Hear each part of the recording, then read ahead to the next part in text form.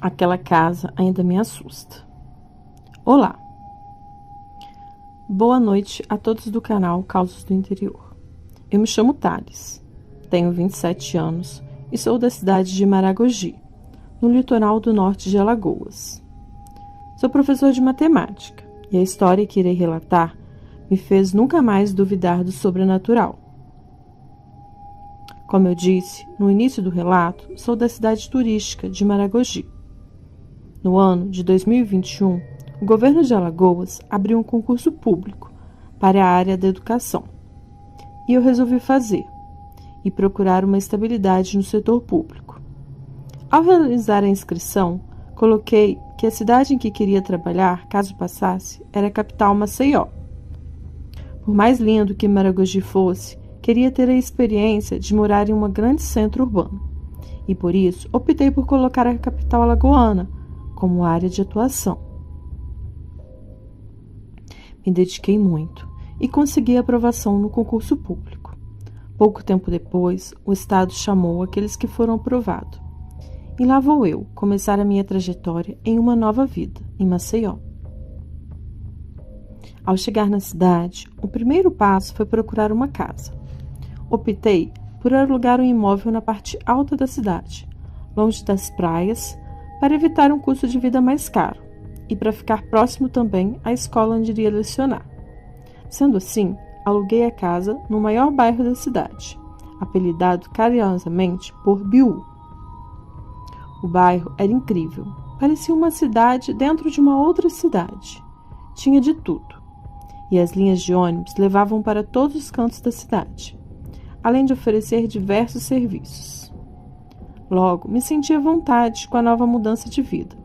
E como passaria a maior parte do meu tempo na escola, a casa seria apenas para repouso e um breve momento de solidão, o que a vida do professor nos tira um pouco.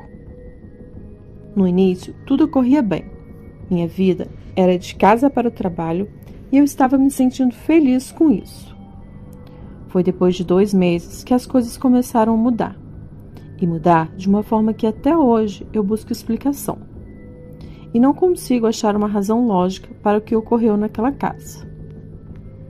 Certo dia, eu estava organizando um projeto no colégio e acabei saindo mais tarde do serviço. Cheguei em casa por volta das 19 horas e fui direto tomar banho.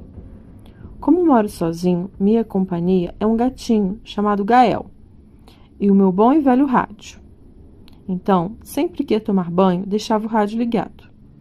E nesse dia não foi diferente.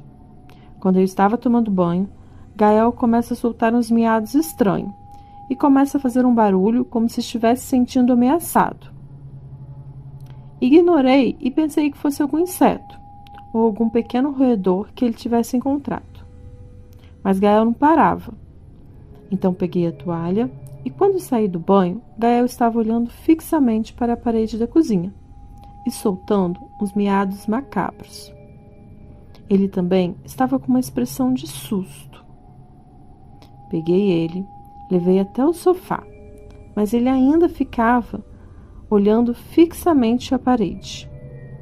Então entrei no quarto para me trocar. Quando estou no quarto me trocando, escuto uma forte batida na mesa. Parecia que alguém tinha dado um forte tapa na mesa. Saí correndo para verificar o que tinha sido aquilo. Quando chego lá, não havia nada. Nessa hora, eu comecei a sentir um pouco de medo. Decidi aumentar o volume do meu rádio e fui à padaria comprar pão. E ao mercado, pegar a ração do Gael. Deixei o rádio ligado, fechei as portas e fui comprar as coisas. Ao retornar, quando abri a porta, Gael passou entre as minhas pernas e subiu no telhado da casa em frente. Ele estava assustado. Isso não era normal. Ele sempre foi um gatinho dócil. E sempre que eu chegava com a ração, ele ficava se esfregando nas minhas pernas, para eu lhe alimentar. Fui para a cozinha preparar o meu jantar. De repente, ouço um grande barulho na sala. O meu rádio estava no meio da sala, todo espatifado, que era algo peculiar, pois o rádio ficava em cima de uma estante. E pela distância, era como se alguém tivesse jogado o rádio. Me arrepiei todo. Botei na cabeça que tinha sido Gael, mas ao olhar para a rua, Gael ainda estava no telhado do vizinho e olhando para minha casa com um olhar assustado. Por mais assustado que eu estivesse no momento, decidi voltar para a cozinha para terminar o meu jantar. Consegui terminar o jantar, mas o que tinha ocorrido com o rádio não me saía da cabeça. Aquilo não era possível. Não havia uma explicação lógica para aquilo. Mesmo relutando e brigando com a minha mente, decidi dormir um pouco. Aliás, no outro dia eu iria acordar bem cedinho para dar aulas. No meio da noite, eu acordo com um forte grito feminino. O grito veio da cozinha. Me levantei assustado, pensando que alguém tivesse invadido a casa. Então, ligo as luzes e vou conferir, mas não havia ninguém. Eu estava me tremendo. Queria acreditar que aquilo fosse um sonho, mas sabia que não era. Quando estou indo em direção ao quarto para tentar dormir novamente, escuto passos na sala. Nessa hora eu gelei. Me veio na mente que realmente tinha alguém dentro de casa.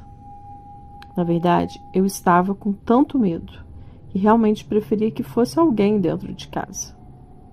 Sorrateiramente, vou na ponta dos pés em direção à sala. Mas ao chegar lá, não havia ninguém. Aquilo estava muito estranho. Eu não conseguia mais dormir naquela noite. No outro dia na escola, eu estava morto de sono. O cansaço era tamanho que cheguei a cochilar por 2 vezes em sala, sendo acordado pelos alunos. Uma colega de trabalho chamada Raquel percebeu meu cansaço e me perguntou se eu estava doente. Eu chamei-la no canto e pedi para que ela não zombasse de mim e nem pensasse que eu estava ficando louco, e contei tudo para ela. Ela me ouviu atentamente e quando terminei o relato, ela perguntou se eu queria a ajuda do pai dela, que era pastor e que poderia fazer uma oração lá em casa. A priori, eu disse que não era preciso, pois eu poderia ter tido alucinações por conta do cansaço. Mas no fundo, eu sabia que estava mentindo para mim mesmo. No final do dia, quando acabou o expediente, fui para casa. Ao chegar em casa, encontro o Gael na porta de casa, deitado na calçada. Fiz carinho nele. Ele retribuiu rolando no chão. Então abro a porta. Quando eu abri a porta, Gael olhou assustado em direção à cozinha e correu novamente para cima do telhado do vizinho. Eu estava tão cansado que ignorei e entrei. E fui tomar um banho. Ao sair do banho, quando eu estava entrando dentro do quarto, com a minha visão periférica, eu vi um vulto feminino andando na cozinha. Eu travei na hora. Não sabia o que fazer. Eu estava assustado, respiração ofegante e com vontade de chorar. Quando consegui recuperar as forças, entrei para o quarto e troquei de roupa. Nesse momento, escuto um grande barulho na cozinha. Dessa vez, não tive coragem para conferir e saí correndo para a rua. Ao chegar na rua, minha vizinha me perguntou se eu estava bem. Eu disse que não, pois estava vendo e ouvindo coisas naquela casa. Então é aí que aconteceu algo inexplicável. E para minha sorte, a minha vizinha estava do meu lado. Senão, seria taxado de louco. Enquanto relatava o ocorrido para minha vizinha, escutamos barulho de vidros se quebrando dentro de casa. Minha vizinha chamou o seu Humberto, que era seu marido, e quando ele chegou, ele também testemunhou o barulho. Depois, ainda foi possível escutar um grito feminino. Eu, minha vizinha e seu Humberto não sabíamos o que fazer, só ficamos atônicos. O medo foi tamanho que chamamos a polícia, pois eu relatei a situação. O policial disse que poderia ter sido alguém que tivesse invadido a casa, e entramos junto com ele e a guarnição. Ao entrarmos na cozinha, o chão estava cheio de vidros de copos e pratos. A minha cozinha estava com as portas abertas e algo que até o policial não soube responder era que havia uma marca de sangue em formato de uma mão em uma das portas da cozinha. A polícia verificou e não acharam nenhum invasor. E ele também confirmou que não tinha como um invasor ter entrado e ter saído sem eu e minha vizinha e seu Humberto não ter visto. Ele disse que a parte dele já tinha feito e foi embora. eu fiquei bastante assustado. A minha vizinha, conversando comigo, disse que ninguém conseguia passar muito tempo naquela casa. O máximo que uma pessoa conseguiu ficar ali foi 3 meses. Ela falou que os habitantes daquela casa sempre relatavam coisas assustadoras, como vozes, visões e até mesmo marcas de arranhão e outros ferimentos. Liguei para minha colega de trabalho, Raquel, e perguntei se poderia passar a noite lá. Eu e Gael. Ela aceitou. Então eu fui embora com Gael para a casa dela. Ao chegar lá, ela ligou para o pai dela, que foi até lá, e ele começou a conversar comigo, tentando me acalmar. E falou que nesse mundo o mal também existe, e que o inimigo usa várias formas de mostrar sua força, e essa era uma delas. Ele fez uma oração para mim, e continuou conversando comigo, para me acalmar. Passado um certo tempo, consegui dormir tranquilamente. No outro dia, faltei ao trabalho e fui procurar outro imóvel. Achei um imóvel menor e distante da minha antiga casa. Então paguei para alguém ir na outra casa retirar os móveis. Nessa nova casa, Gael é tranquilo e amoroso, e eu não tive mais visões nem nada do tipo. Mas nunca vou esquecer aqueles momentos de terror que eu passei. Infelizmente, o mal existe, e quando ele se manifesta, consegue nos deixar traumas que nunca esquecemos. Boa noite, fiquem com Deus e obrigado por ouvirem o meu relato.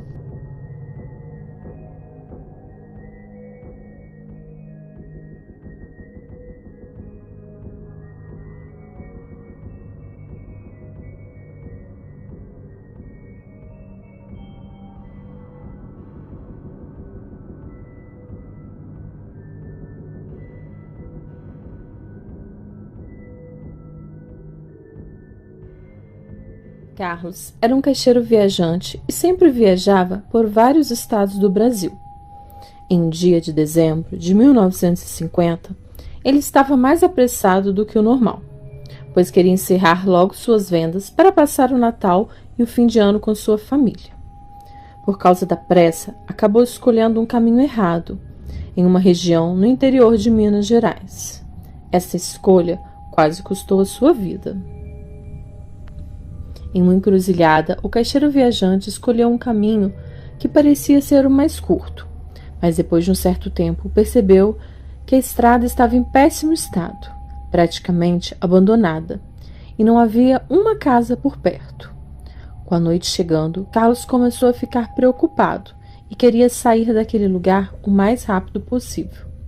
Entretanto, ao desviar de um buraco, ele acabou batendo em uma pedra e teve um pneu furado. Irritado com este fato, Carlos desceu para avaliar os danos no pneu. Ele percebeu que realmente teria que trocar o pneu se quisesse sair daquele lugar. Ainda irritado, o homem pegou o estepe e começou a fazer a troca. Alguns minutos depois, com o trabalho já realizado, Carlos parou por um momento e então percebeu que tudo ao seu redor estava em silêncio. Não havia sons de pássaros nem de qualquer outro tipo de animal ou ave. O caixeiro viajante estranhou aquele silêncio. Carlos ainda não fazia ideia, mas estava para enfrentar o maior desafio de sua vida. Em um determinado momento, escutou um barulho na mata perto. Logo depois, um animal saiu da mata.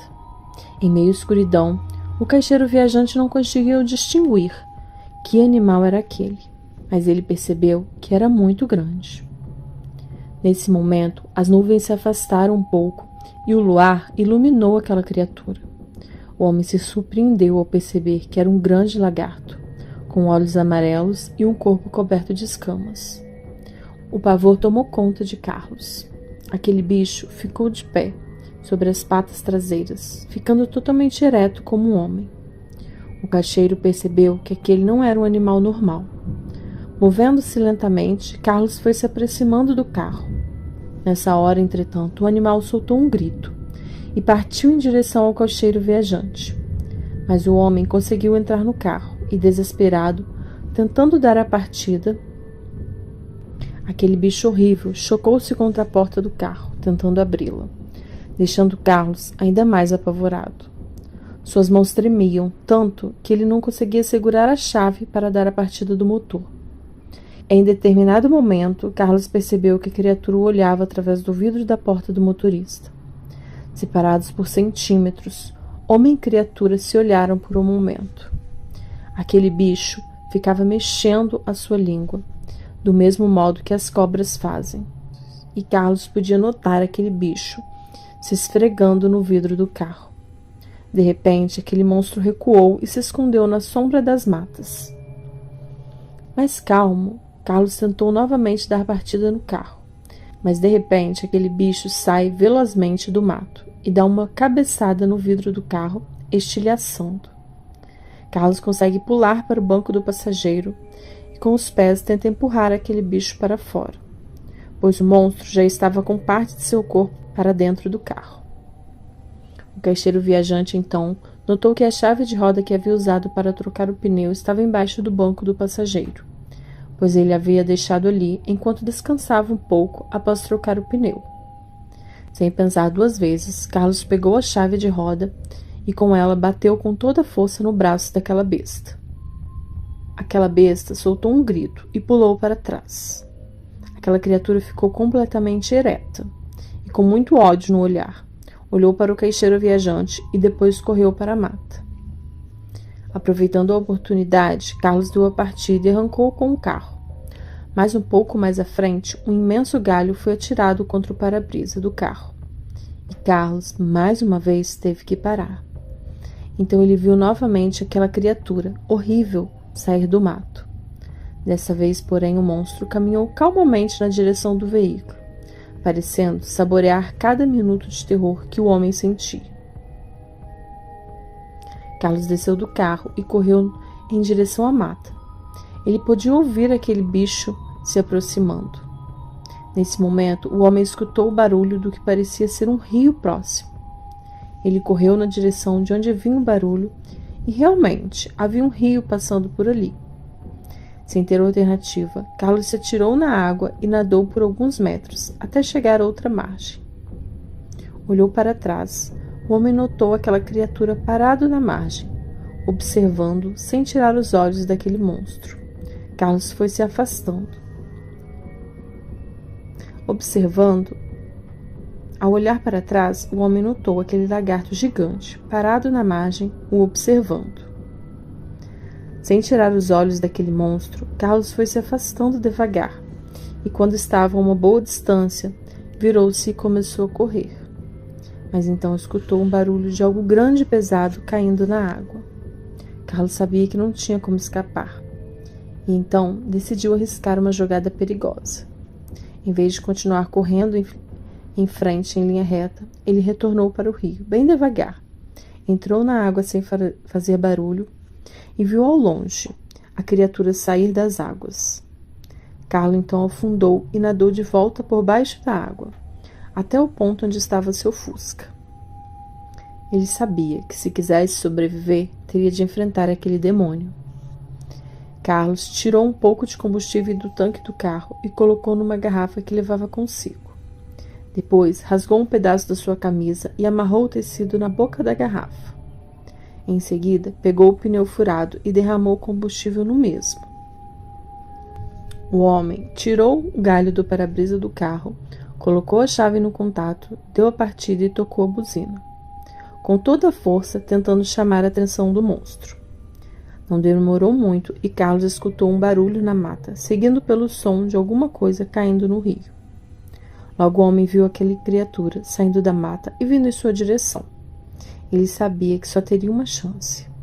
Carlos pegou a chave de roda e esperou o monstro chegar perto. Quando ele ameaçou bater com a chave de roda, aquele bicho parou e ergueu-se um dos braços, ficando em posição de defesa. O caixeiro então soltou a chave de roda e pegou o pneu furado, jogando em direção ao monstro. O pneu enroscou-se no braço erguido da besta, e enquanto Carlos pegava a garrafa com combustível, colocava fogo no pano, jogando a garrafa no monstro. Assim que a garrafa bateu no peito da criatura, uma enorme bola de fogo surgiu, espalhando-se pelo corpo do monstro e atingindo também o pneu enroscado em seu braço, pois Carlos havia derramado gasolina no pneu também. A besta foi envolvida pelas chamas e se debatia desesperadamente. Carlos então pegou a chave de roda que estava no chão e se aproximou lentamente. Ao chegar próximo, ele viu o ódio que havia no rosto da fera. Então, o homem bateu violentamente na cabeça do monstro, 1, 2, 3 vezes, até o bicho finalmente cair agonizando junto aos pés. Exausto, Carlos deu 2 passos para trás e sentou, observando as chamas consumirem o corpo da criatura. O dia estava amanhecendo quando Carlos tirou o grande galho que estava no para-brisa do carro, deu a partida e saiu lentamente, deixando para trás aquele local amaldiçoado.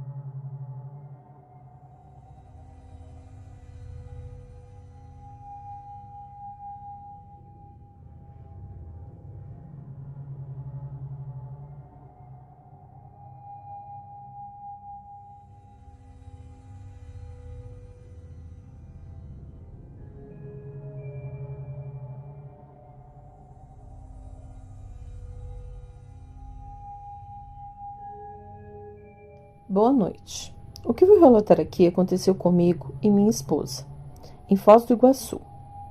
Na época do fato ocorrido, tínhamos noivado, dias antes, e como estávamos entrando de férias em nossos respectivos empregos, marcamos uma bela viagem para comemorar.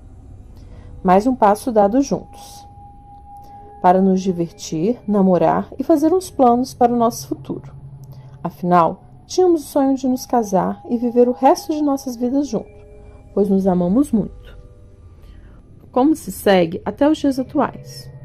Porém, não esperávamos que tudo acontecesse desta forma, porque foram acontecimentos que marcaram nossas vidas negativamente. O ano era 2006. Noivamos numa quinta-feira do mês de março daquele ano. Lembro-me que o carnaval havia acabado há poucos dias e estávamos bastante empolgados com o que planejamos.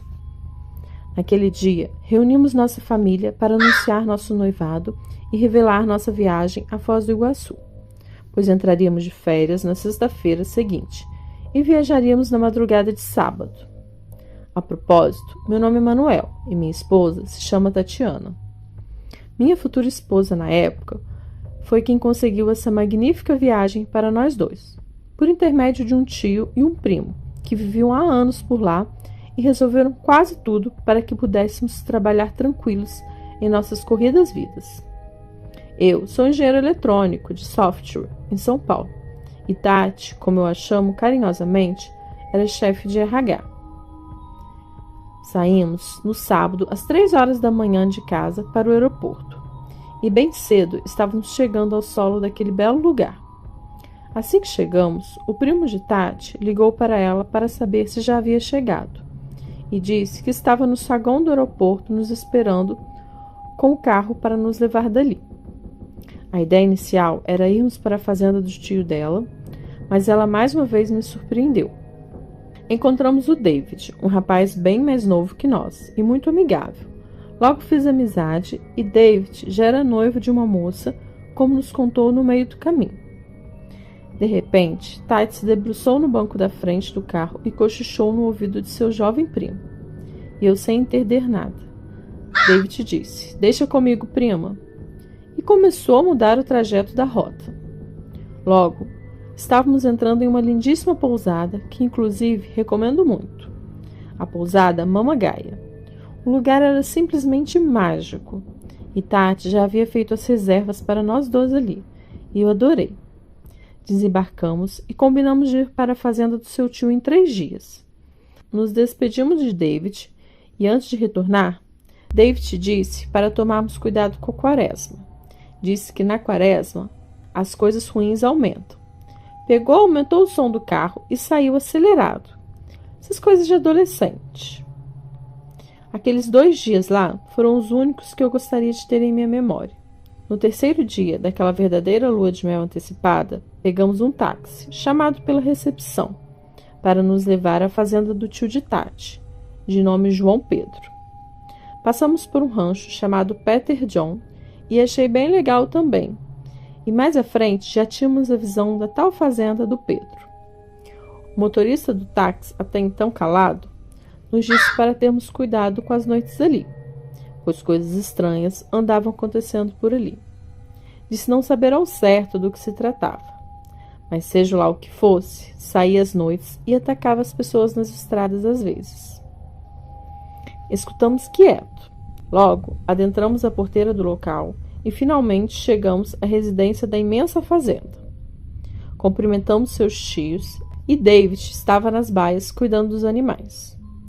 Pegamos as bagagens no carro e antes de sair o motorista agradeceu e pediu para não esquecer o que ele havia falado. A tia de Tati perguntou o que havia acontecido e nós falamos que o motorista havia falado. A tia complementou que ele estava certo, que deveríamos evitar ficar do lado de fora à noite, pois havia um animal atacando as criações de vez em quando. Porém, já havia alguns dias que não aparecia, mas de qualquer forma seria prudente evitar. A casa era imensa e eles haviam reservado para nós dois uma suíte completa, independente das instalações da casa. Era tudo perfeito ali e seus parentes adoráveis. Bom, desfizemos as malas rapidamente para pôr em ação o nosso objetivo principal, que era conhecer as famosas cataratas do Foz do Iguaçu. Como ir a Foz e não visitar aquelas maravilhas queda d'água, né? Não tem como. O senhor João Pedro me levou até uma garagem bem grande e me entregou a chave de um jipe novinho e disse que poderíamos usar sem problema enquanto estivéssemos ali. Eu agradeci e peguei aquele baita carro, buzinei e assim que Tati saiu na porta, disse a ela: "Vamos, as cataratas estão nos esperando, meu amor." E ela, como uma criança saltitante de felicidade, veio e sentou ao meu lado. Antes de sair, sua tia lembrou e pediu para não vir tão tarde. Concordamos e acelerei para o passeio. Na volta, por volta das 18 horas, a noite já se aproximava. Enquanto na rua que dava acesso à fazenda, um homem muito estranho nos olhava passar. Quando passamos por ele, desacelerei o carro para não fazer tanta poeira. E pude reparar que ele olhava diretamente para Tati, como se ela fosse um prato de comida. Olhando pelo espelho retrovisor, vi aquele homem nos acompanhar com o olhar, até a estrada da fazenda.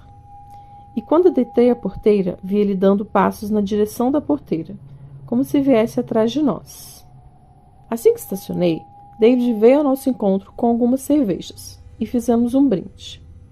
Dona Adelina, a tia, serviu uma travessa de frango a passarinho, aliás, o melhor que já provei até hoje. E ficamos todos ali, naquela bela sacada, conversando fiado e assuntos do nosso cotidiano. Do nada, olhei para a porteira que já estava fechada, porém, entre as grossas grades de ferro, dava para ver a silhueta de uma pessoa que, pelo chapelão de campineiro que usava, dava para perceber que era aquele estranho homem da estrada. Perguntei a David se o conhecia. David respondeu que era um homem que fazia ronda na rua de acesso, que ninguém conhecia direito, mas foi empregado pelo sindicato devido aos ataques aos animais. Disse que, curiosamente, depois que ele começou, há uns 15 dias atrás, os ataques cessaram. E apesar de ser muito estranho, deu resultados rápidos.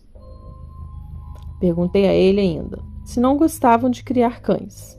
Ele respondeu que eles tinham um casal de Dobermans, mas foram encontrados estraçalhados há 2 semanas, onde foram ao sindicato da região e eles arrumaram aquele homem como capataz, para ficar de olho nas cercas que dividem as matas das fazendas.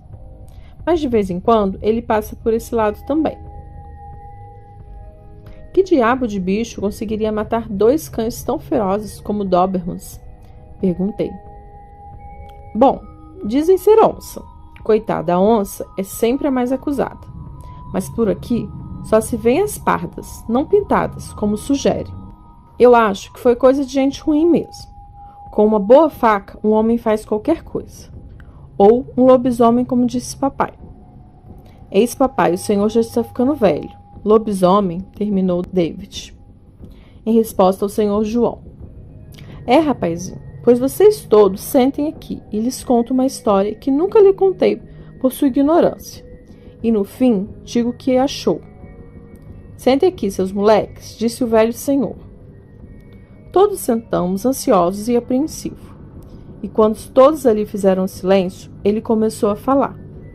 Década de 60, vocês nem sonhavam em nascer, seus molecotes. Sua mãe lavava roupas no Amazonas, onde vivíamos como ribeirinhos que éramos. Naquela época, graças a Deus, vivíamos da pesca. E eu com a traneira que tenho até hoje. Passava todo dia pescando e vendendo no mercado de lá. Trocava por dinheiro e alimentos. Todo santo dia e só voltava à noite. Um dia estava chegando com o barco em casa. Olhei para a beira do rio e vi minhas calças sendo levadas pelas correntezas. E ouvi os gritos de sua mãe que vinham de dentro de nossa palafita.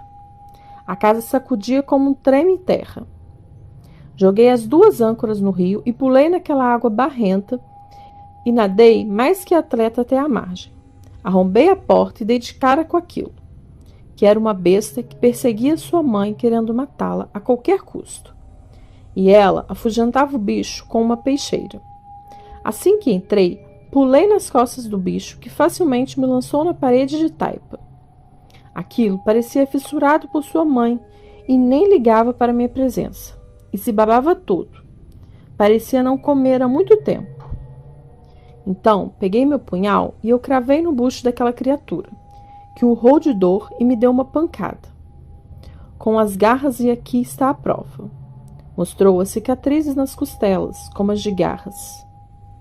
Depois disso, a criatura parece ter saído de um transe, e saiu porta fora e se embrenhou na mata sumindo.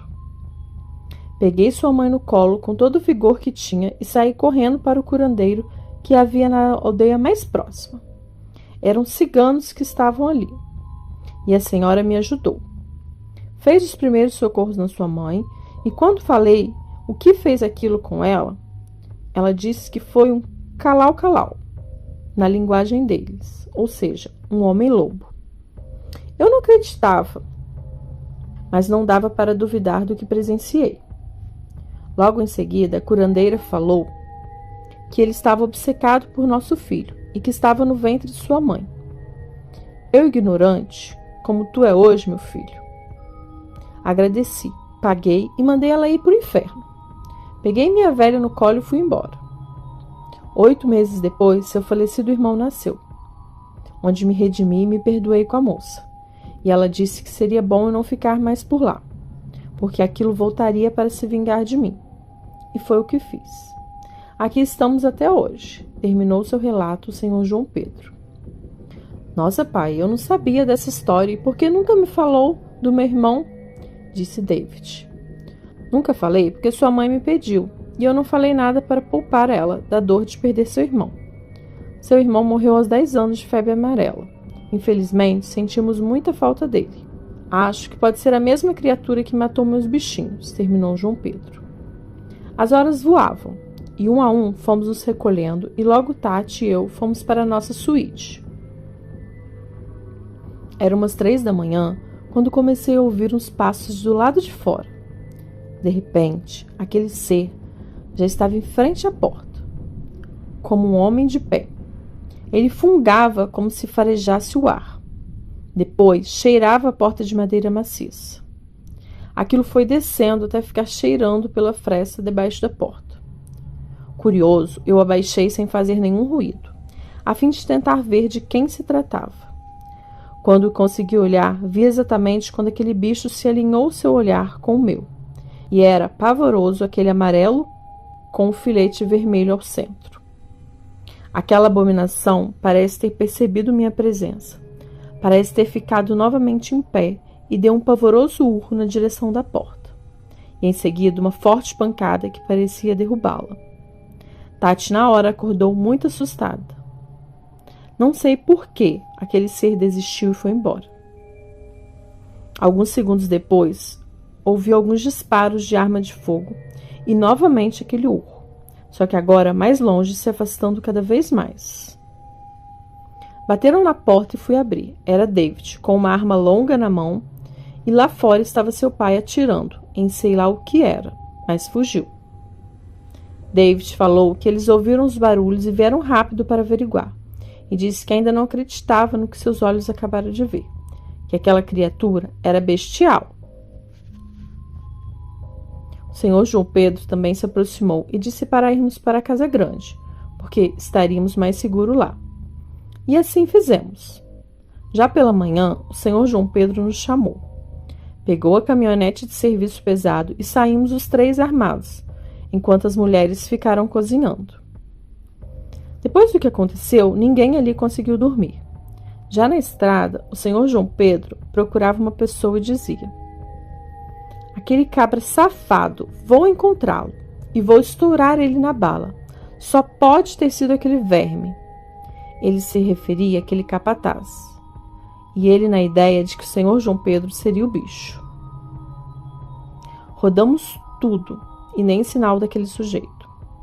Lá pelas 9, retornamos para a fazenda para tomar um café reforçado, pois João Pedro não descansaria enquanto não desse cabo daquele estranho homem. Durante aquele verdadeiro banquete, Dona Adelina disse que eu e Tatiana nada tínhamos a ver com aquela situação, e que estávamos ali para divertir e curtir o nosso noivado. Em resposta, seu esposo respondeu que ela tinha toda a razão e que não seria justo passarmos por aquilo.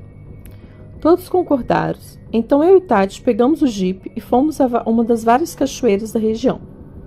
Às 4 horas da tarde, retornamos e tomamos a decisão de ir embora no dia seguinte. E foi uma comoção quando comunicamos nossa decisão. E ao ver suas tristezas, Tatiana decidiu ficar então por mais 2 dias. Eu concordei e ficamos naquela gostosa varanda quase a noite toda. E combinamos churrasco, como seria nosso último dia antes de voltar no dia seguinte. Seria uma espécie de despedida. Aquela noite foi muito tranquila e dormimos bem. No dia seguinte, João Pedro me acordou cedo para ir com ele ao mercado comprar umas coisas. Antes disso, ordenou a David que pagasse alguém para abater um novilho e um leitão de porte médio. Mandou convidar todos os proprietários das fazendas vizinhas. Assim que chegamos ao mercado popular da região, o senhor João Pedro foi logo dizendo que durante a madrugada viu aquele homem, que vira aquele bicho olhando para dentro da fazenda e olhando fixamente onde eu e Tati passamos a noite. Perguntei a ele por que não havia nos atacado. E ele respondeu questionando se eu havia esquecido de como os lobisomens se transformam. Na lua cheia, é claro, e aquele dia seria mais um dia de lua cheia. O senhor João encheu a caçamba com muita bebida, carvão e comprou poucas variedades de carne, pois a maioria ele tinha em sua fazenda. Voltamos, e o braseiro já estava aceso, e David e mais 2 vizinhos fazendeiros preparavam os cortes de animais para assar. Na área de lazer, haviam 3 freezers e 3 geladeiras, todos abarrotados de bebida para a hora da tal festa de despedida. Quando todos já se encontravam no local, o senhor João Pedro convocou todos os proprietários das fazendas vizinhas. Sua ideia era organizar uma emboscada para aquele monstro, para que ele não pudesse ter chance de escapar. O plano era simples. Sua fazenda era cercada por outras 3, uma no fundo e uma a cada lado. Quando o bicho chegasse, além de ser alvejado, se conseguisse escapar, seria alvejado nas outras propriedades também, e dificilmente sairia vivo aquele dia. A festa era muito boa, e uma hora David me chamou, dizendo que seu pai estava à minha espera na sacada da casa grande. Quando cheguei, ele só disse para olhar na porteira. E olhei, e logo vi novamente aquela silhueta daquele homem. Sim, já vi o senhor João Pedro. Disse a ele e ele falou de volta. Agora, olhe atentamente na direção dos olhos e veja para onde é seu olhar. Quando olhei, parecia que os olhos do homem brilhavam no escuro, e ele parecia seguir com os olhos os movimentos de Tatiana, que estava na festa com os outros. Perguntei a ele, então, se poderia participar daquela caçada, porque agora era pessoal. A festa era apenas um atrativo e estava tudo dando certo. O senhor João Pedro pediu para que as mulheres se trocassem na casa grande e vestissem nossas roupas, por causa do cheiro. E as roupas delas suadas ficariam na casa grande conosco, como também as roupas de Tatiana. Derramamos muita bebida na porta de entrada das suítes e onde as mulheres ficariam para despistar o cheiro e atrair a besta para onde estávamos. Todos já haviam ido embora e nós estávamos à espreita do bicho. Todas as luzes apagadas do lado de fora e na casa grande todas as portas apenas encostadas e janela entreabertas. Enfim, ouvimos um grito que lembrava muito um uivo. Nós capengávamos de sono e logo despertamos. Estávamos apreensivos, mas não ouvimos mais nada. Começamos a ouvir pavorosos gritos de terror. O lobisomem era muito astuto e foi direto para a suíte onde estavam as nossas mulheres. Saímos correndo em direção daquele cômodo da casa, que era por fora dela. Quando chegamos, vi aquela fera que não sei como derrubou a porta e acuava as duas. Ele nos viu e se pôs nas patas traseiras e se virou para atacar. Foi nessa hora que pude ver aquele monstro direto. Era um ser de mais de 2 metros. Pele pelos negros, olhos amarelos de ódio e grandes garras que mais lembravam mãos e pés. Cabeças lembrando a de um cão, porém com grandes orelhas e um curto focinho. Com presas que ficavam para fora da boca enorme, uma verdadeira aberração. Na parte da barriga onde ficava a costela havia uma enorme cicatriz, que era da facada que levou no passado, de João Pedro, a quem ele atentou atacar primeiro, mas antes disso deu um tiro de pistola, que pegou no ombro. João deu logo outra, com uma garrucha, que pegou na região lombar. Mesmo assim, aquilo saltou para cima de nós, 3, e nos esquivamos, pulando para os lados que ele passou, direto, fugindo para a cerca e fomos atrás dele atirando. Ele deixava um grande rastro de sangue por onde passava. Fomos ver as mulheres se haviam ferimentos, mas felizmente foi apenas um susto. Nós conseguimos chegar a tempo. Ouvimos um breve uivo rouco, mas logo foi interrompido por muitos disparos na fazenda vizinha. De certa forma, o plano do Sr. João havia dado certo, mesmo que não de maneira que ele imaginou, pois queria ele mesmo matar aquele desgraçado. Na despedida no dia seguinte, a última a se despedir de nós, no saguão do aeroporto, Dona Adelina, nos desejou felicidades para nós 3. E eu olhei para Tati. Ela estava grávida. Tati sorria e chorei de emoção, porque seria meu primeiro filho.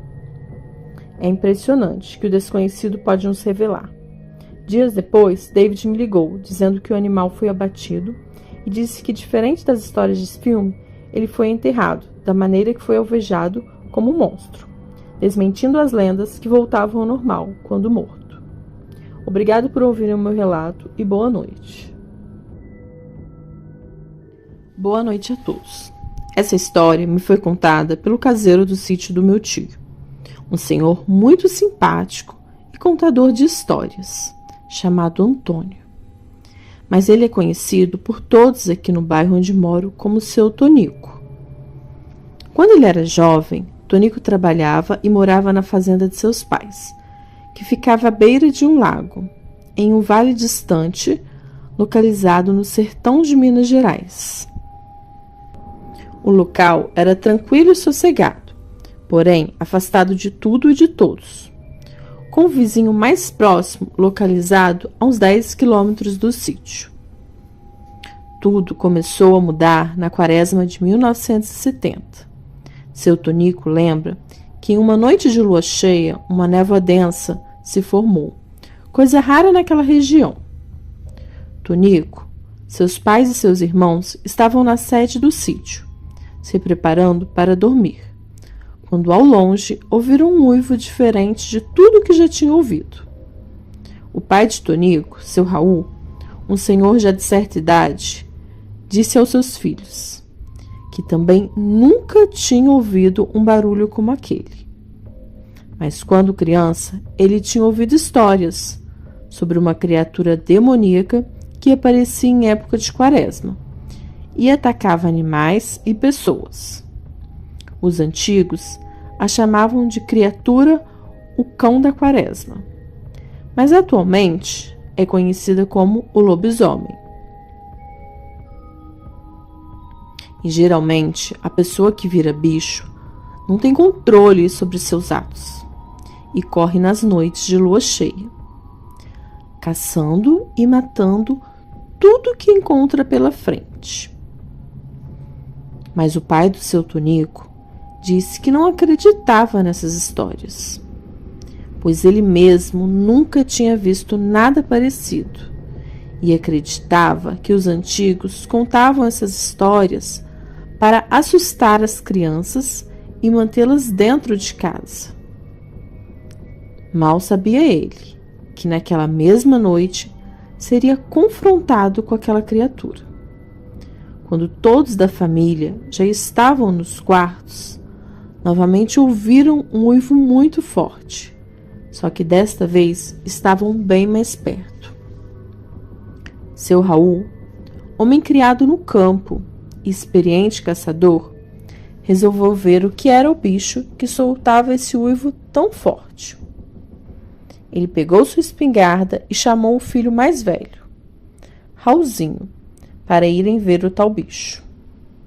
Antes mesmo de saírem da casa, começaram a ouvir o barulho dos cães brigando com o bicho. Seu Raul pediu que Tonico ficasse em casa e cuidasse da mãe e das irmãs, enquanto ele saía para ver o que estava acontecendo. O rapaz levou as mulheres para o quarto e, em seguida, pegou um machado que era usado para cortar lenha e ficou na sala, atento e ouvindo a tudo. Ele não fazia ideia do que estava ocorrendo, mas pelo barulho que estava lá fora, havia muitos cães lutando contra o bicho, e aquela algazarra parecia estar chegando cada vez mais perto. De repente, Tonico escuta um barulho de tiro e os gritos de seu pai e seu irmão.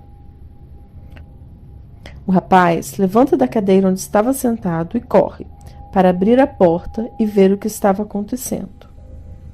Mas, antes mesmo de abrir a porta, ele escuta a voz de seu irmão pedindo para abri-la e batendo violentamente na madeira. Quando Tonico abre a porta, ele vê que apenas seu irmão mais velho retornou da caçada. O rapaz então pergunta o que aconteceu com seu pai. Seu irmão mais velho revela que os dois estavam caminhando pela estrada do sítio, quando ao longe notaram vários cachorros brigando com um bicho estranho. De longe, seu pai pensou que era uma onça e correu em direção ao bicho apontando a espingarda. Neste momento, porém, a criatura notou a aproximação dos homens e se livrou dos cães, correndo na direção de Raul. O animal se aproximou em grande velocidade de seu Raul, que por sua vez tentou mirar a sua espingarda para acertar o bicho. Entretanto, mesmo perseguido por alguns poucos cachorros que restaram, aquela besta fera conseguiu se desviar dos tiros, correndo em zigue-zague.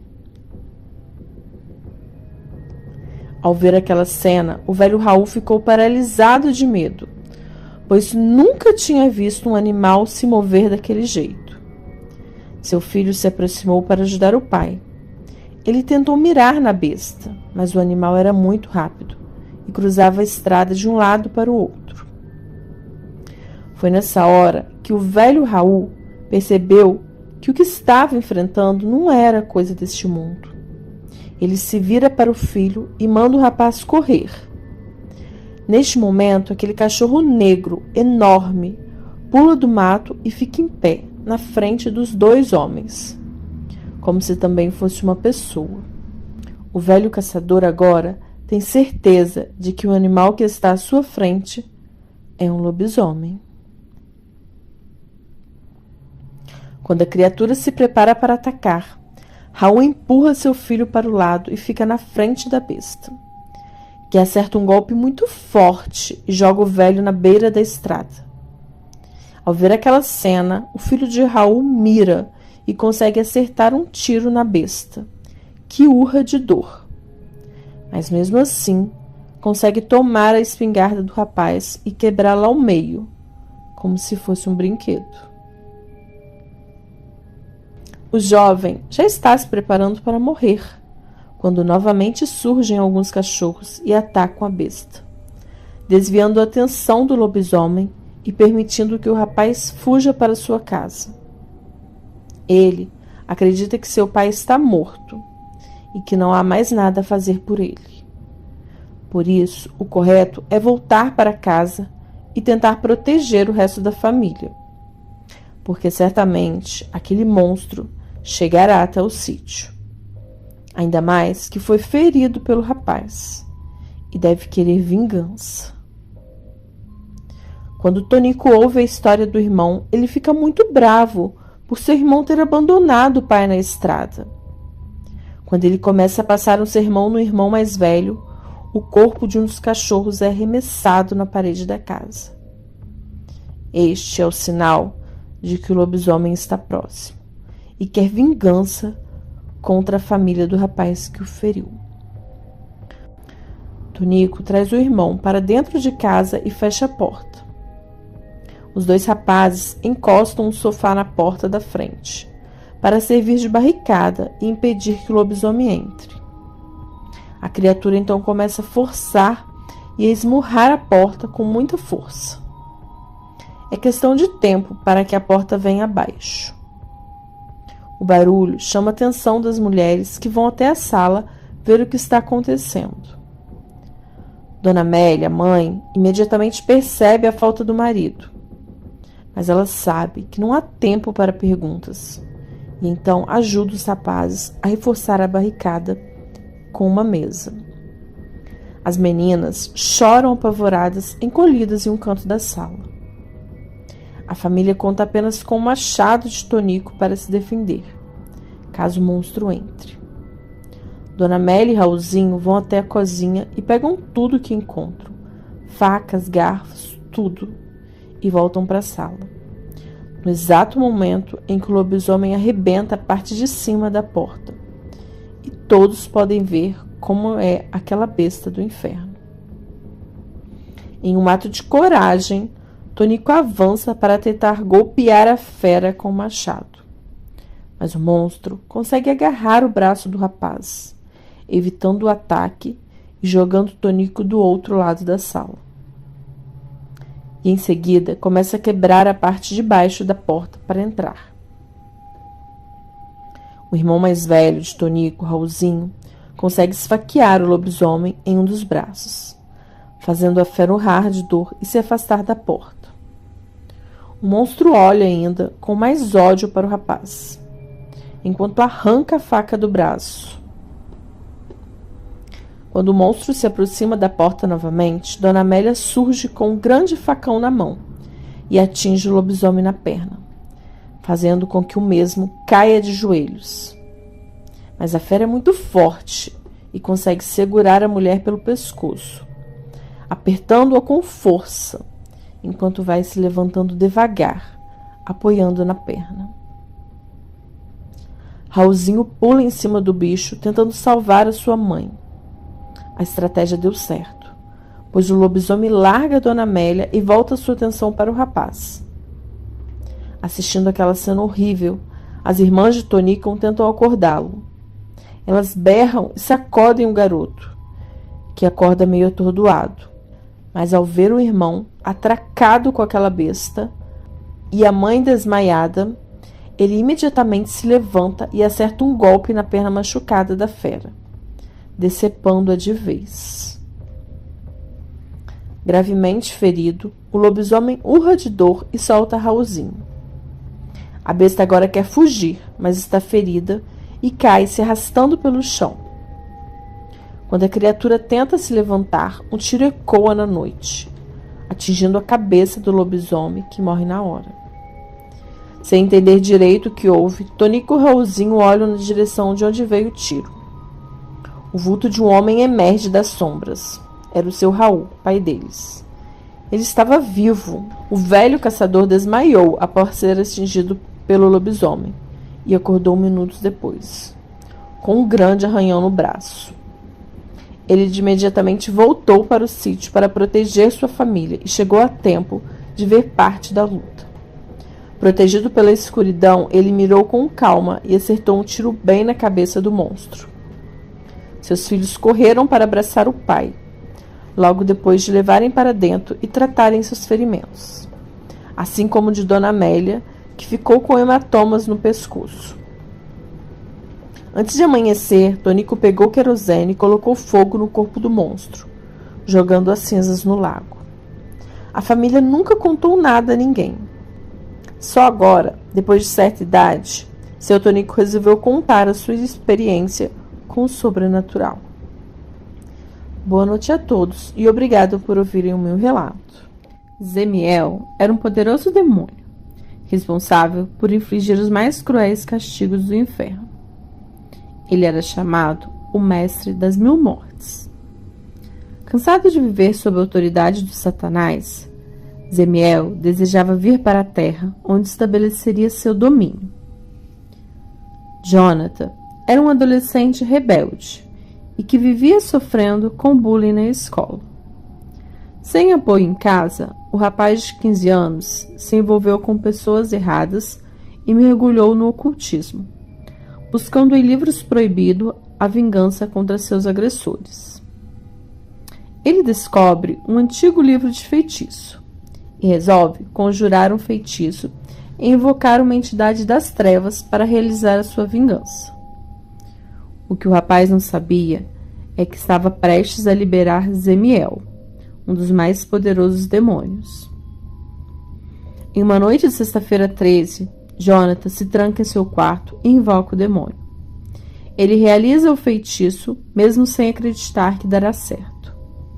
O garoto se assusta quando uma névoa estranha invade seu quarto e a temperatura cai muito. Das trevas surge uma figura horrível. Jonathan fica apavorado e percebe o erro que cometeu. Mas é tarde demais. Zemiel consegue passar para este plano de existência e agora estará pronto para conquistar a terra. Carlos, pai de Jonathan, percebe sons estranhos vindo do quarto de seu filho e decide subir até lá. Carlos é um homem extremamente amargurado e infeliz. Ele culpa sua família pelos seus fracassos na vida. Extremamente rigoroso, ele descarrega suas frustrações, geralmente agredindo Jonathan, que nada mais é do que um adolescente passando por momentos difíceis e que não encontra ajuda nem na sua família. Ao chegar na frente do quarto do filho, Carlos tenta abrir a porta, mas não consegue. Parece que a porta está emperrada ou tem alguma coisa segurando do outro lado. O homem sente um cheiro forte, que parece ser enxofre, e fica cada vez mais intrigado com o que está acontecendo. Ele começa a bater na porta violentamente, exigindo que seu filho abra. De repente, a porta se abre violentamente e o rapaz sai correndo, gritando para seu pai o acompanhar. Mas Carlos fica parado na porta sem entender nada. Então, uma grande sombra negra aparece por trás do homem. Ele sente um arrepio na espinha e, ao olhar para trás, vê aquela sombra, que possui 2 olhos que brilham como fogo. Então, aquela sombra avança sobre ele e penetra em seu corpo. Carlos se estremece todo e, de uma hora para outra, um demônio muito poderoso se apodera de seu corpo. Suas expressões mudam e ficam deformadas. Agora, possuído, Carlos se torna um instrumento para a conquista da terra e a destruição da raça humana. Jonathan, por sua vez, corre sem rumo pela rua e entra na igreja, onde o velho padre se preparava para a missa. Ao perceber o desespero do adolescente, o padre Rui se aproxima e pergunta o que houve. Jonathan conta toda a história para o padre e pede perdão. pois acredita que abriu as portas do inferno e trouxe o Armagedon para a terra. Velho amigo da família, o padre Rui sabia das dificuldades que o rapaz passava e enfrentava com seu pai intolerante, além de ser vítima de bullying na escola. Mas o padre não conseguia acreditar que aquele menino havia conseguido trazer um demônio para este plano de existência. O religioso acompanhou Jonathan até sua casa, pois queria conversar com o pai do mesmo. Entretanto, no meio do caminho, os dois perceberam que havia alguma coisa errada. Muita gente estava correndo pela rua, como se estivesse fugindo de alguma coisa. E carros de bombeiros e polícia se dirigiam para as proximidades da casa de Jonathan.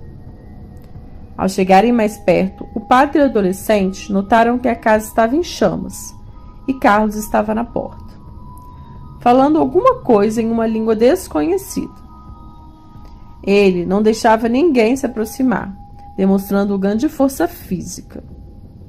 O homem conseguiu afastar os policiais que tentavam tirá-lo dali. De repente, Carlos notou a presença do padre, que se aproximava junto com o Jonathan. Ele, então, olhou diretamente para o padre e disse que não era para se intrometer, pois o julgamento final da terra havia chegado, e ele era o juiz supremo que iria determinar a sentença. Nesse momento, o padre se deu conta de que realmente os portões do inferno tinham sido abertos, e o fim do mundo estava próximo. Padre Rui percebeu que não se poderia enfrentar sozinho aquele homem que estava possuído. Ele segurou Jonathan pelo braço e saíram dali correndo. Ao chegar na igreja, Padre ligou para um antigo colega de seminário, que era também conhecido como exorcista, e explicou a situação. Logo outro padre chegou, pronto para enfrentar o demônio que estava no corpo de Carlos. Apesar de muito jovem, Jonathan fez questão de ir com eles, pois sabia que, no fundo, tudo o que estava acontecendo era de sua responsabilidade. Mesmo contra a vontade, os padres acabaram aceitando a companhia do garoto, pois precisariam de toda a ajuda possível nessa batalha do bem contra o mal. A ideia era que, enquanto os padres enfrentavam o demônio, Jonathan recuperasse o livro de feitiço para destruí-lo e mandar Zemiel de volta para o inferno. Ao notar a presença dos religiosos, a criatura concentrou-se toda a sua atenção neles, ignorando o rapaz. Jonathan conseguiu entrar na casa, mas logo viu que tinha problemas. Algumas criaturas infernais já estavam passando para este lado. O rapaz então se lembrou da Bíblia que sua mãe havia deixado, pouco antes de abandonar Jonathan e seu pai, há alguns anos. Quando o garoto pegou o livro sagrado, os demônios notaram e vieram para cima, mas o rapaz abriu a Bíblia justamente em uma parte que falava sobre o exorcismo e começou a ler em voz alta, fazendo os demônios se recuarem. Jonathan conseguiu chegar ao seu quarto e recuperar o livro. Ainda cercado pelas criaturas infernais, ele coloca fogo no livro dos feitiços. Lá fora, Zemiel percebe algo errado. Ele estava sentindo-se fraco. O demônio olha para a casa e vê Jonathan no quarto, queimando o livro. O monstro então corre para dentro da casa, tentando impedir que o livro seja queimado. O padre Rui e seu amigo padre Clemente correm atrás do demônio. Zemiel para na porta do quarto e olha com muito ódio para Jonathan. O garoto prossegue, rezando e colocando fogo no livro de feitiço, quando o demônio parte em sua direção.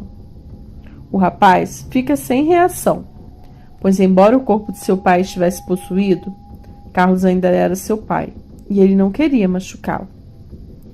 É nessa hora que Padre Clemente pula nas costas do demônio e coloca uma cruz em sua testa, fazendo-o urrar de dor. O Padre Rui chega logo atrás e se junta a Jonathan na oração. O demônio consegue se livrar do Padre Clemente, mas agora é tarde. O livro de feitiço está praticamente destruído, enquanto o Padre Rui e Jonathan permanecem firmes, rezando.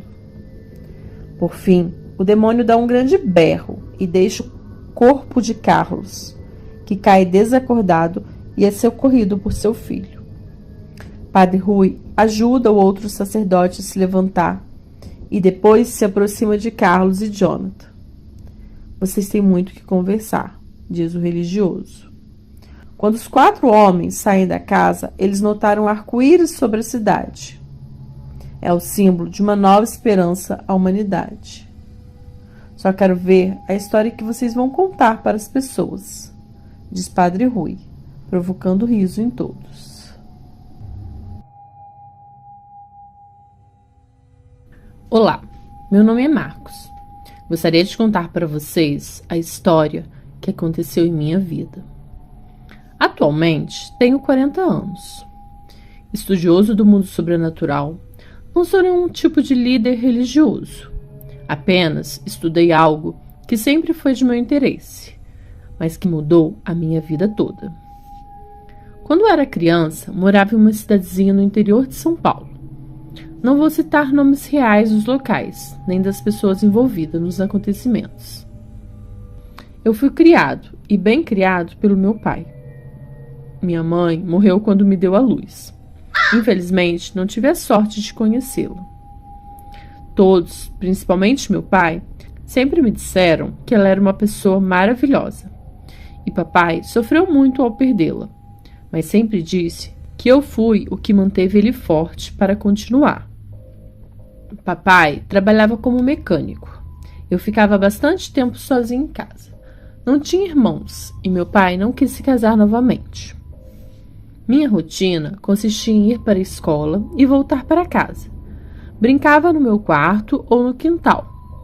Tinha uma vizinha que eu chamava de tia Ana, que quando meu pai não estava em casa, ela ficava de olho em mim e me ajudava sempre que eu precisava de algo. Ela não tinha filhos, por problemas de saúde, mas era extremamente carinhosa. Quando eu estava com 13 anos, comecei a procurar algum trabalho para poder gastar o meu tempo e ganhar um dinheirinho. Vi um anúncio de senhor que precisava de uma espécie de office boy para ajudar com tarefas simples, como buscar jornais, ir ao correio, entregar documentos. Nada muito complexo. Peguei o endereço e fui à casa desse senhor. Vou chamá-lo aqui de Senhor João. Ele era um homem de muitas posses e negócios. As pessoas da cidade não gostavam muito dele. Diziam que era uma pessoa do mal, mas não explicavam exatamente o que isso significava. Cheguei à casa e fui recebida por uma jovem e simpática empregada, chamada Luísa.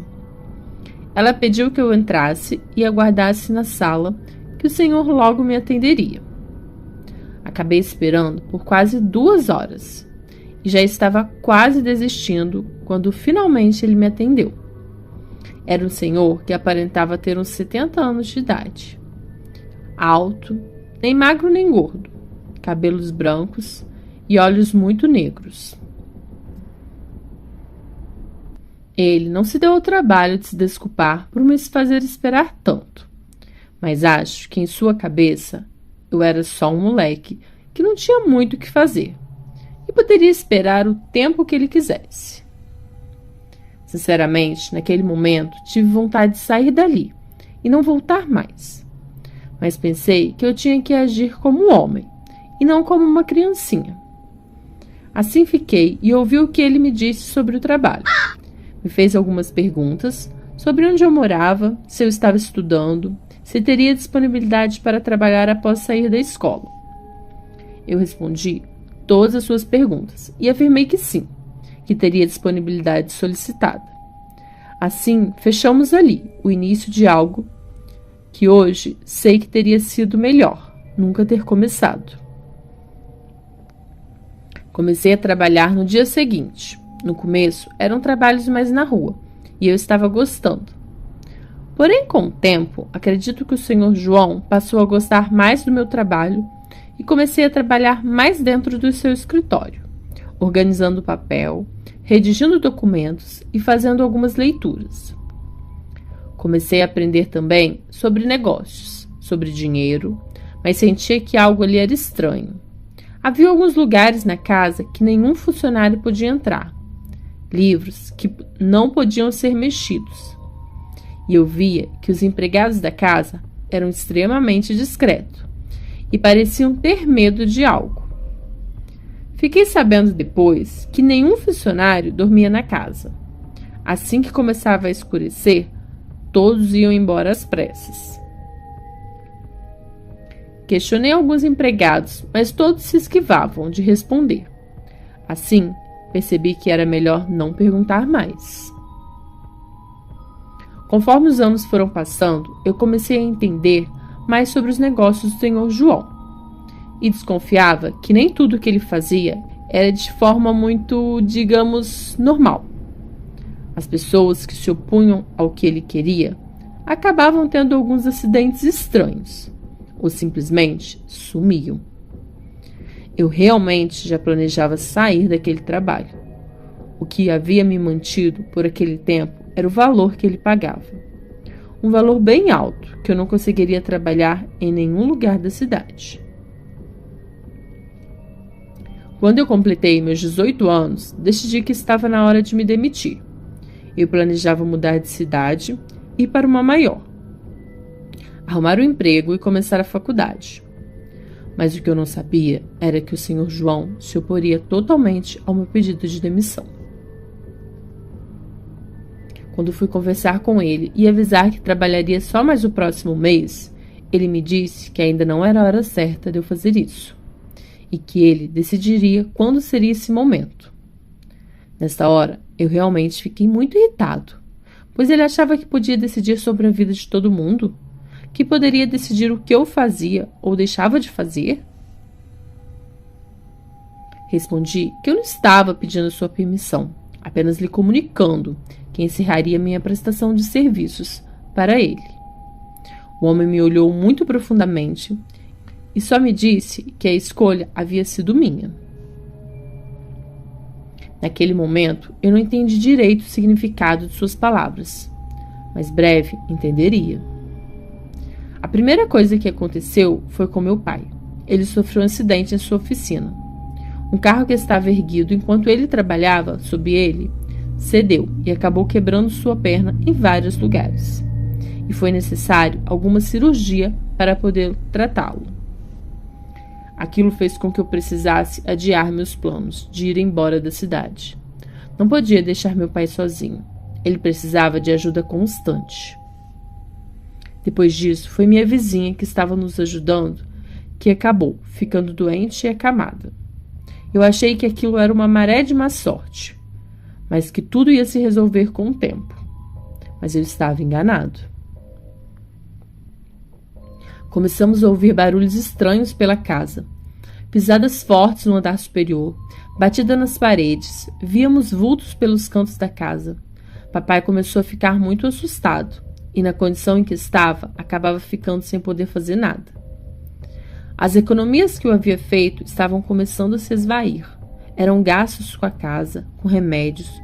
Meu pai recebia o benefício, mas o valor não era suficiente para tudo. Certo dia, estava em casa com meu pai, quando recebi uma visita inesperada. Era Luísa, aquela jovem empregada que conheci na casa do Sr. João. A primeira vez que eu fui lá, e que durante o tempo em que lá trabalhei, era sempre muito simpática comigo. Ela entrou e disse que não podia demorar muito, mas que mesmo sabendo do perigo que corria, se o Sr. João descobrisse que ela havia ido até lá, se arriscou, pois não achava correto o que estava acontecendo comigo. Não entendi muito bem, nem sabia que ela sabia as situações pela qual eu estava passando. Porém, ela me disse sem rodeios que tudo o que vinha acontecendo comigo era por conta de eu ter desagradado o Sr. João, que ele mexia com coisas ruins e que nunca tolerava que ninguém desobedecesse ele, e que ele era um bruxo. No início, fiquei um pouco em dúvida se acreditava ou não, mas parei para refletir sobre todo o tempo que passei trabalhando lá, sobre as sensações de algo ruim, sobre toda a seriedade dentro do ambiente, sobre a descrição dos funcionários, as proibições de acesso e o fato de que ninguém podia permanecer naquela casa durante a noite. E realmente fez muito sentido. Luísa contou que demorou um pouco a perceber e que quando percebeu a real situação, assim como os demais funcionários, resolveu fazer de conta que nada sabia e de nunca contrariar uma ordem do patrão, pois viu o que acontecia com aqueles que o fizeram. Eu realmente não sabia muito o que dizer ou fazer. Luísa se despediu e partiu, se escondendo o melhor que podia. Meu pai havia ouvido tudo o que Luísa dissera e falou que deveríamos pedir ajuda para minha avó materna, pois ela era uma pessoa que entendia desses assuntos e provavelmente saberia nos orientar. Assim eu fiz, e poucos dias depois vovó chegou. Ela costumava aparecer e nos visitar sempre que podia, mas meu avô tinha alguns problemas de saúde que demandavam atenção constante dela. Contei tudo para a vovó e ela disse que pressentiu que tinha algo de ruim no ambiente, que alguma presença maligna nos rondava. Ela nos orientou sobre algumas coisas que poderíamos fazer para a nossa defesa. Mas enquanto ela buscava uma solução para nosso caso, deveríamos agir como se nada soubéssemos.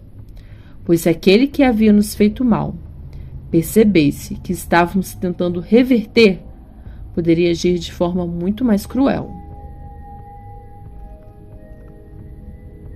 Vovó voltou poucos dias depois. Foi conversar com um amigo seu, que era adepto de magia. Porém, não para fazer mal para ninguém. Ela explicou para minha avó que o que precisávamos fazer para reverter o mal que havia sido enviado para nossas vidas, e nos deu alguns amuletos para que depois de desfeita a bruxaria não pudesse nos atingir novamente. Fizemos tudo o que ele nos orientou e não tiramos mais os amuletos que nos foi dado. Com o passar de uns 7 dias, as coisas começaram a melhorar. Meu pai começou a se sentir melhor e menos dores em seu corpo. Nossa vizinha melhorou da doença que a havia afligido. E depois de 2 meses, eu consegui arrumar uma casa em outra cidade, maior, mas não tão longe de nossa casa, e consegui algumas entrevistas de emprego. Os barulhos na casa desapareceram, bem como os vultos, e voltamos a ter a paz. Fiquei sabendo, pouco tempo depois, que o senhor João estava muito doente, mas ninguém ficava o tempo todo com ele.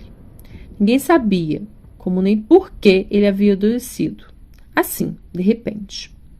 Entretanto, nós sabíamos que todo o mal que ele nos enviou voltou para ele. Não pense que ele morreu logo, não. Passou vários anos ainda pagando o preço das maldades feitas. Ficou preso a uma cama e dizem que ele gritava e xingava algo que ninguém via. Mostrava pavor em seus olhos.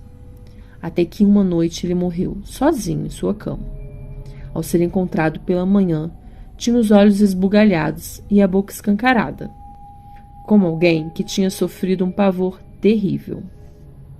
Penso até hoje que tudo isso que ele sofreu havia sido enviado para que eu sofresse e acabasse tendo o mesmo fim. Agradeço a Luísa, que se arriscou para me ajudar. Sem ela, provavelmente não teria descoberto a tempo o que estava acontecendo. Por conta de tudo isso, fui estudar sobre religiões, sobre o mundo sobrenatural, sobre magia, bruxaria e todas as crenças. Queria entender como e por que o mal pode agir em nossas vidas. E o mais importante que aprendi, e deixo como alerta, sempre é que todo mal que se faz volta em dobro para você.